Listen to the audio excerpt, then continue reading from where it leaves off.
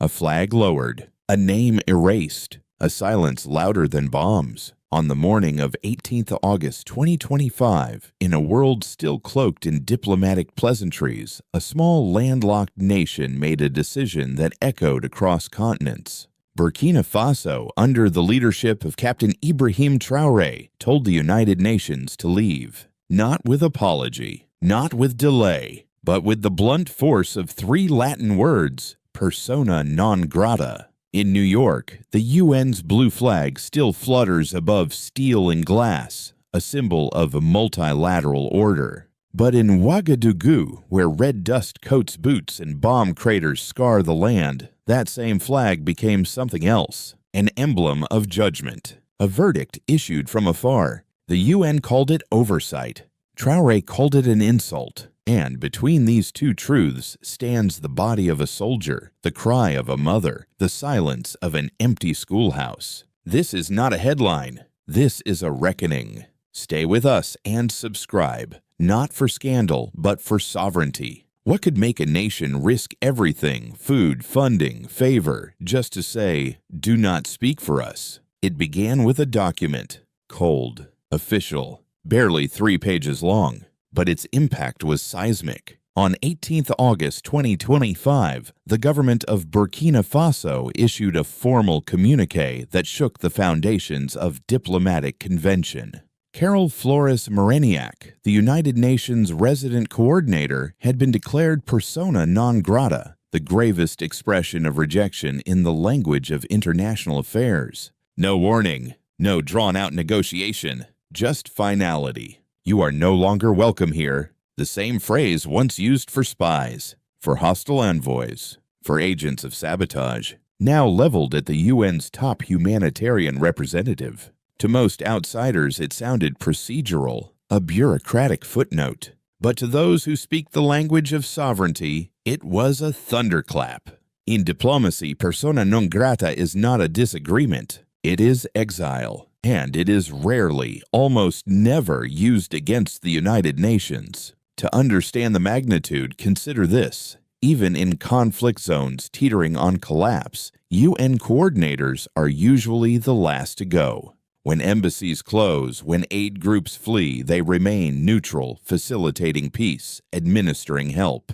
Not this time. The last time something similar occurred was in Chechnya in the early 2000s, when Russia expelled UN humanitarian staff under allegations of bias. A decade later, Ethiopia clashed with UN agencies over the Tigray War, accusing them of meddling. But those were regional powers. Larger economies, larger armies. Burkina Faso is neither. It is a landlocked nation encircled by insurgencies, with a GDP that barely registers in global markets. Yet it did the unthinkable. It told the world's most powerful multilateral body, leave. What drove such defiance? The trigger was the UN's Children in Armed Conflict report, released earlier that month.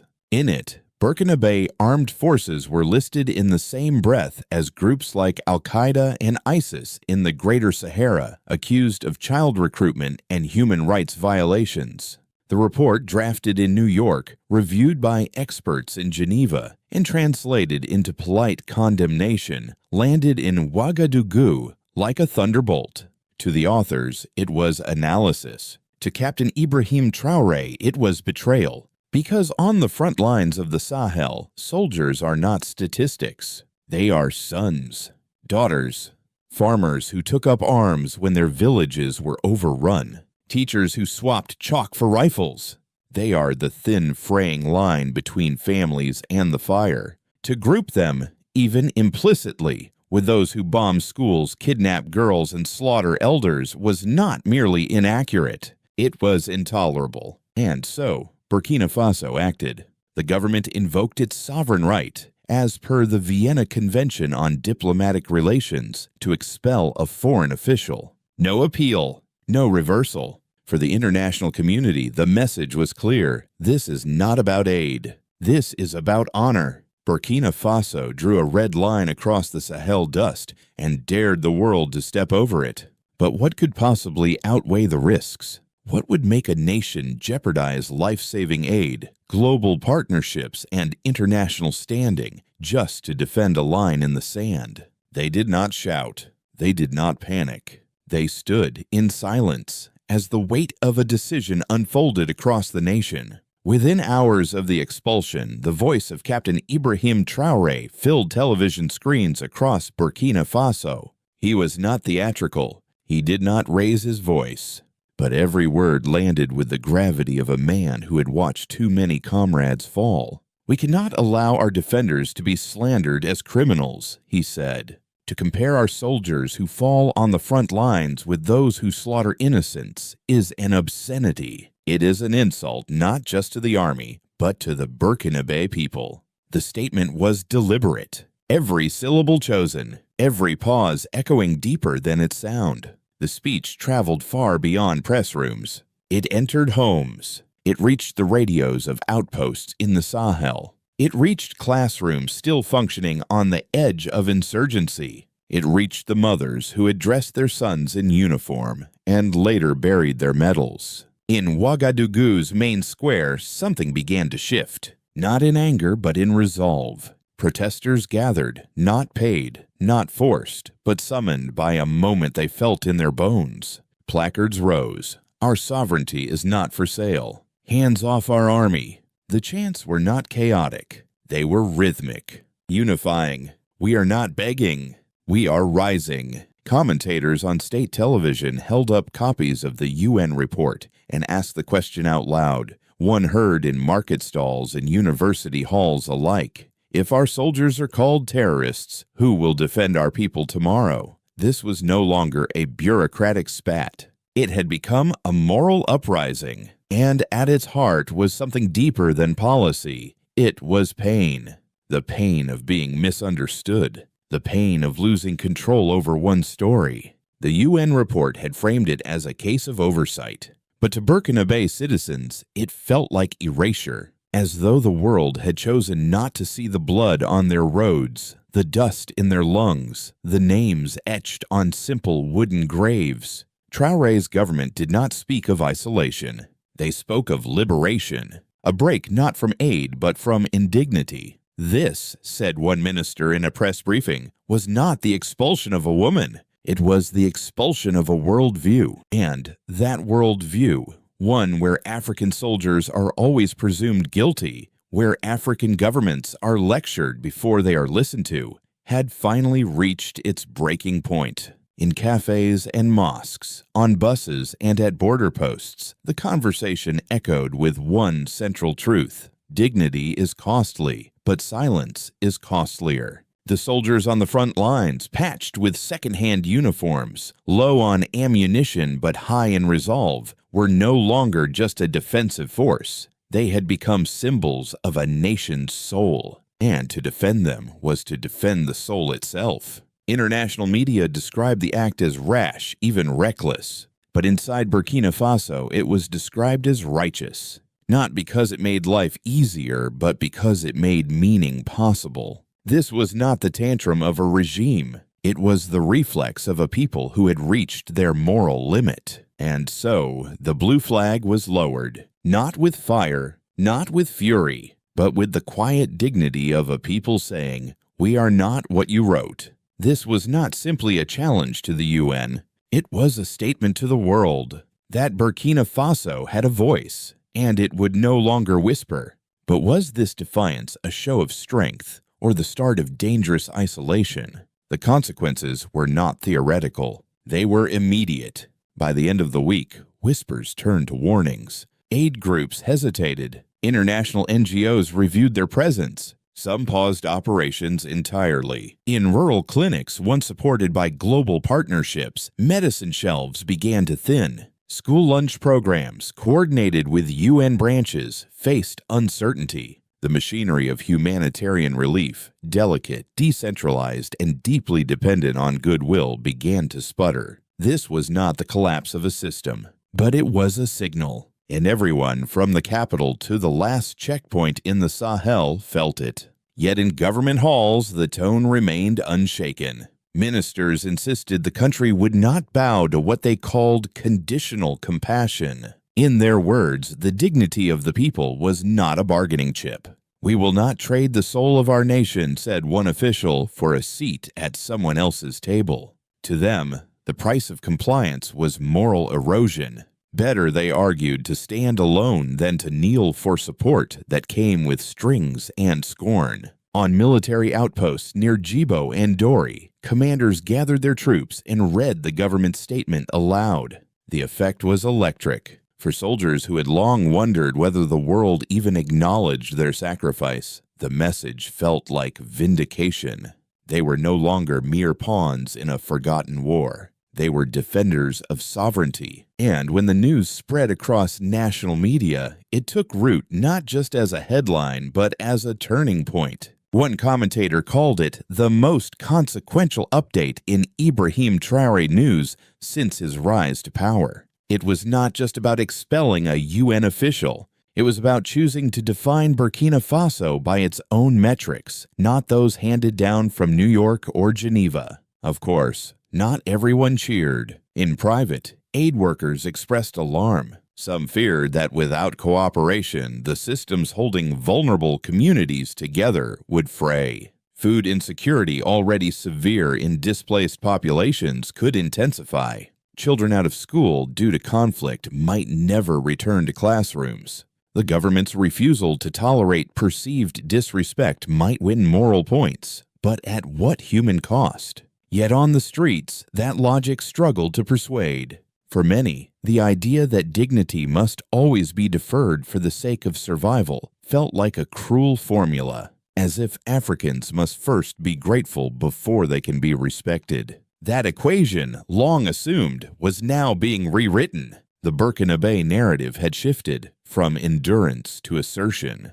They were not merely surviving. They were choosing. And that choice, though dangerous, carried its own form of power. A local teacher put it best in a radio interview. "If we accept aid that insults us, what do our children learn? That their lives are charity, or that they are worth protecting, no matter who disapproves." The paradox was clear. To reject the pen that rewrites your story is to risk being erased entirely. Yet to accept it without question is to lose your name forever. Burkina Faso had chosen to hold the pen, even if it meant writing alone. Can a nation defend its honor without endangering its survival? The world did not respond with thunder. It responded with silence. In the corridors of the United Nations, there was no urgent press briefing, no condemnation from the Secretary General. Just closed-door meetings and tightly phrased memos.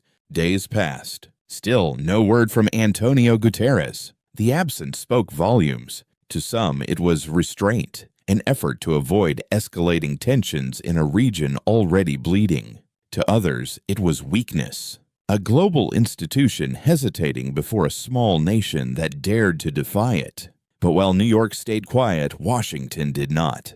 Think tanks quickly framed the expulsion as a dangerous precedent. Editorials warned of a collapse in multilateralism. Western diplomats issued statements dripping with concern. Burkina Faso, they argued, was choosing isolation over cooperation. They warned of humanitarian fallout, aid disruptions, and a shrinking space for dialogue. In Paris, the reaction was sharper. French newspapers, still smarting from the country's military withdrawal from the Sahel, described Captain Ibrahim Traoré as reckless, a soldier turned president now playing with fire. Brussels treaded more carefully. The European Union avoided harsh language, opting instead for expressions of concern and monitoring. Behind closed doors, however, EU diplomats admitted they had little leverage. Some feared that any pressure would only push Burkina Faso closer to rival powers,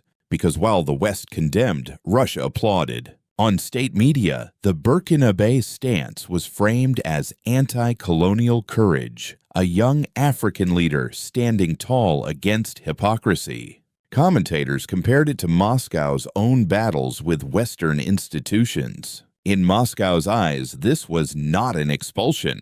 It was an invitation to reshape alliances in the global South, China responded differently. Quiet, subtle, calculated. Its diplomats did not issue grand statements. Instead, they visited quietly, held talks, offered technical support and infrastructure deals. "We do not interfere," one envoy reportedly said. "We partner." The message landed. In a moment when Western powers were scolding, Beijing was listening. Turkey, too, saw an opening. Officials emphasized Ankara's humanitarian footprint across Africa, schools, clinics, water projects, and reminded their audiences that Turkey had no colonial baggage. A Muslim-majority nation extending solidarity to a Sahelian ally. Amid this swirl of geopolitics, one reality became clear. The world's reaction wasn't just about a UN official. It was about control, who sets the rules, who narrates the wars, who names the heroes and the criminals. One analyst put it bluntly, "This isn't about aid, it's about authorship." And floating through this diplomatic fog was another question, whispered in local media and rumored in foreign circles. Was there more at stake than reputations? In the weeks prior to the expulsion, reports had circulated of a tentative d'assassinat, Ibrahim Traoré, an unconfirmed plot, unverified, but the suggestion that forces both internal and external might prefer Traoré gone only deepened the sense that this was more than policy. It was personal, and perhaps existential. In the theater of global politics, who writes the script and who gets to speak? There is a path forward, but it is narrow and it is edged with thorns. With the expulsion of the UN's top representative, Burkina Faso has placed itself at a fragile crossroads. One route leads to greater independence, a bolder assertion of sovereignty, stronger alliances beyond the West, deeper roots in regional blocs like the Alliance of Sahel States. The other risks decline, aid reductions, diplomatic frost, and the slow erosion of global trust. The government of Captain Ibrahim Traoré is under no illusion. They know the price of defiance, but they also believe the price of submission is higher still. For them, the equation is not survival versus sovereignty, it is survival through sovereignty. That message is resonating. Across West Africa, especially in nations disillusioned with global institutions, Traoré's actions have rekindled old debates. Who speaks for Africa? Who defines justice? Who decides when a soldier is a protector and when he is a perpetrator? Even within Burkina Faso, the narrative is shifting. Where critics once questioned the government's legitimacy, many now see it as a bulwark. Not because it is flawless, but because it is willing to protect the dignity of its people, loudly, unflinchingly, and at great cost. What the UN saw as provocation, Burkinabe youth see as protection. Not protection from bullets, but from invisibility. Yet the dangers remain. International funding still powers many of the country's core services. Disruption could spell disaster in regions already battered by violence and climate shocks. And without dialogue, new reports may frame the story differently, without input from the very people they describe. The struggle, then, is not only for sovereignty, it is for presence, voice, authorship.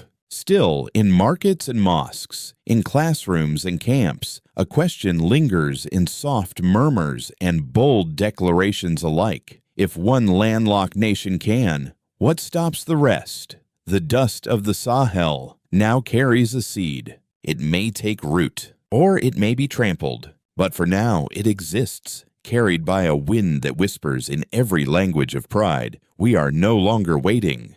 Can this fire of dignity light a path, or will it consume those who dared to spark it? Picture this.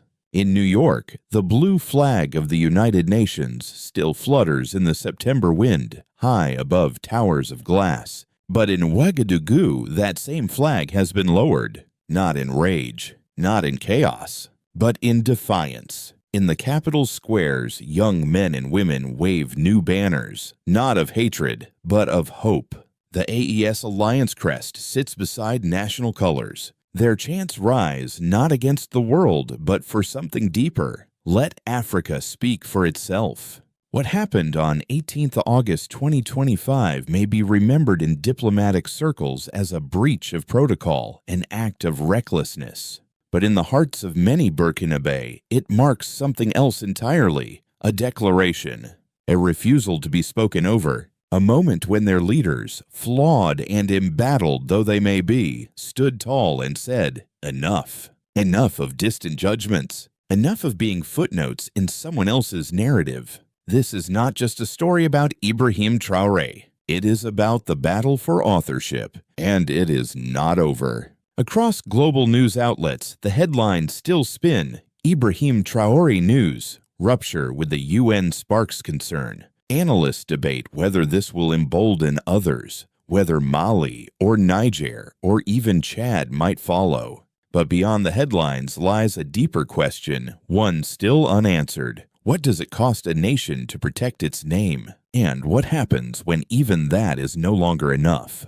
Because under the surface, darker whispers grow. In recent weeks, reports of a tentative assassinat, Ibrahim Traoré, have surfaced, unconfirmed, unclaimed, but real enough to stir unease. If true, it means the battle is no longer only political. It is existential. It is not just about institutions. It is about bodies, blood, breath. Still, the people have chosen. Whether in unity or isolation, they have drawn their line. They have spoken, not just through ballots or protests, but through the living weight of history itself. And so, we ask you, wherever you are, what do you see in this decision? Recklessness or revolution? Weakness or the will to define one's own story? If this moved you, share it. Not to stir division, but so no one can pretend they did not hear. And if you believe that dignity is a right, not a privilege, then remember this: Ibrahim Traoré news is not just about a man. It is about a continent remembering its voice.